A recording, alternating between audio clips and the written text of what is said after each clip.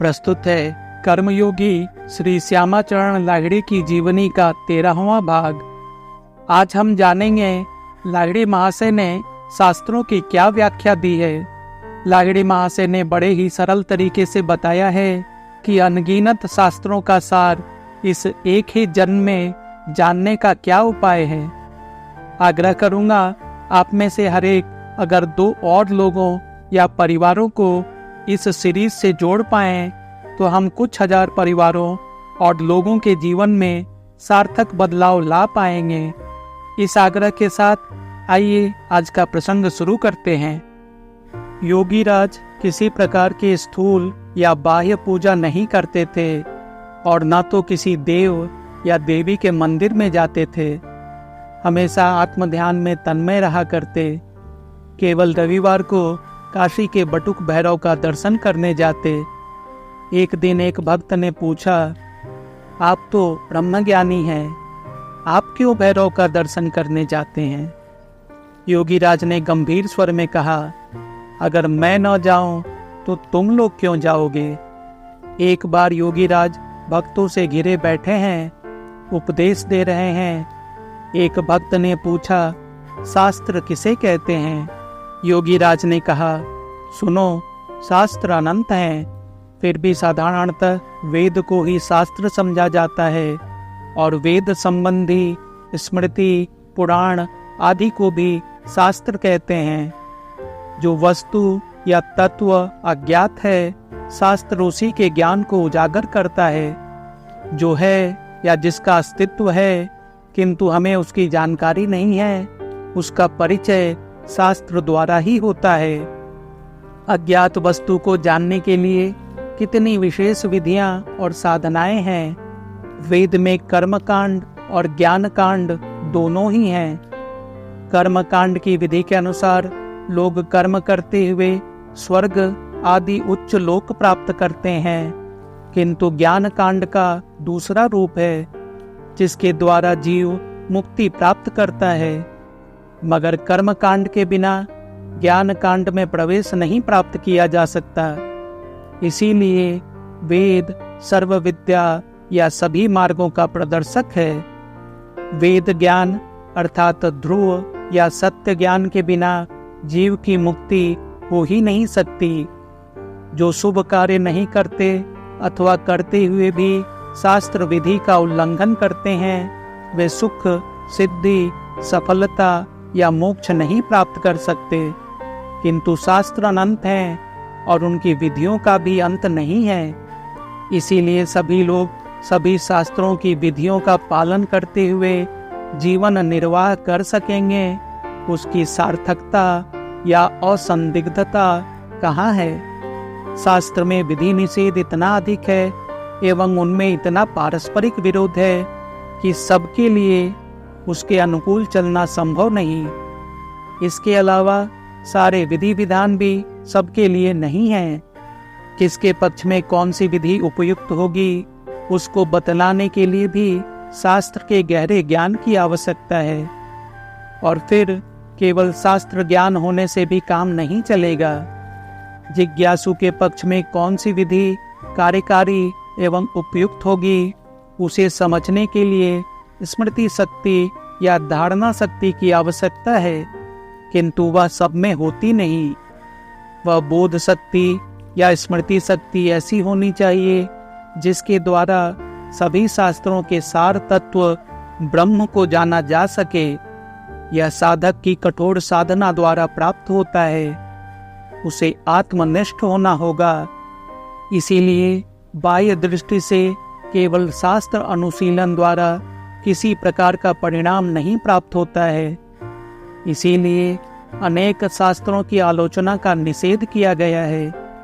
जो शास्त्र के ज्ञाता हैं किंतु आत्मचिंतन या ध्यान धारणा आदि नहीं करते, वे आत्मदर्शी नहीं हैं। उनका शास्त्र पाठ व्यर्थ है। किंतु जो शास्त्रों से अनभिज्ञ हैं या जिन्हें शास्त्र ज्ञान नहीं है लेकिन आत्मनिष्ठ हैं, उनका जीवन या श्रम सार्थक है। शास्त्र अनेक हैं और ज्ञान प्राप्त करने के लिए विषयों का भी अंत नहीं है। और आयु कम है इसीलिए सभी शास्त्रों का जो सारांश है उसे ही ग्रहण करना होगा।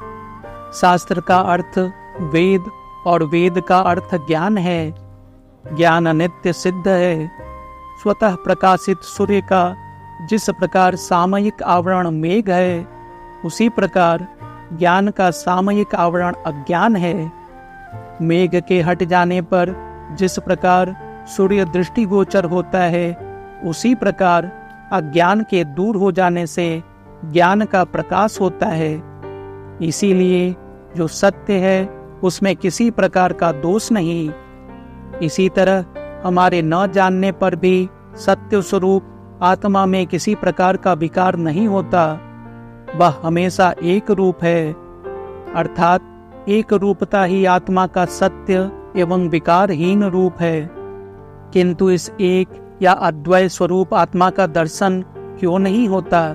बिना आवरण के हटे जिस प्रकार सूर्य और ज्ञान प्रकाशित नहीं होते, उसी प्रकार अज्ञान दूर हुए बिना सत्य ज्ञान स्वरूप आत्मा प्रकाशित नहीं होता। वस्तुतः हमारे जानने के पूर्व भी सूर्य की तरह उसका स्वतः प्रकाश था। चेष्टाओं के परिणाम स्वरूप आवरण हट जाता है और वह प्रकाशित हो उठता है। उसी ज्ञान को प्राप्त करने के लिए शास्त्रों का अनुशीलन आवश्यक है। वह शास्त्र किसे कहते हैं? अर्थात जो शासन करे एवं आदेश दे उसे शास्त्र कहते हैं। अब प्रश्न यह है कि शरीर पर किसका शासन चल रहा है? वायुर्धात्रा शरीरिणाम, वायु ही शरीर का शासक है। वायु की शक्ति द्वारा ही इंद्रिय, मन, बुद्धि सभी संचालित होते हैं।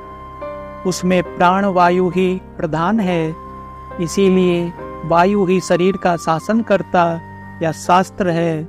अर्थात शास्त्र यानी श्वास और स्त्र यानी अस्त्र। श्वास प्रश्वास रूपी अस्त्र ही शास्त्र है। यह श्वास रूपी अस्त्र चलाकर जिन्होंने दक्षता या पटुता प्राप्त की है, अर्थात जो प्राणायाम परायण हैं, वही शास्त्रज्ञ हैं। इसके अतिरिक्त वेद, पुराण, उपनिषद इन सब को भी शास्त्र कहा जाता है, क्योंकि इसी रूप में श्वास रूपी अस्त्र चलाकर जो शास्त्रज्ञ हो चुके हैं, उन समस्त ऋषियों ने अपनी अनुभूति के माध्यम से जो कुछ लिपिबद्ध किया है, उस वेद, पुराण, उपनिषद इत्यादि को भी शास्त्र की संज्ञा दी गई है। ये सभी प्रामाणिक हैं।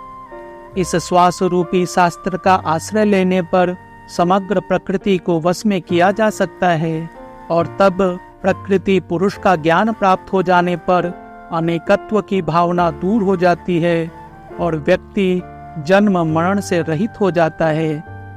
यह प्राण यज्ञ स्वरूप शास्त्र का अनुशीलन करने से आत्मोन्नति होती है, इच्छित आनंद की प्राप्ति होती है। इसीलिए इसके संबंध में कहा गया है, राजविद्या राजगुह्यम पवित्री मिदुमुत्तमम प्रत्यक्षावगमम धर्म्यम सुसुखम कर्तुम व्ययम। अर्थात यह आत्मविद्या या गुह्यतम विद्या दूसरी सभी विद्याओं की अपेक्षा श्रेष्ठ है।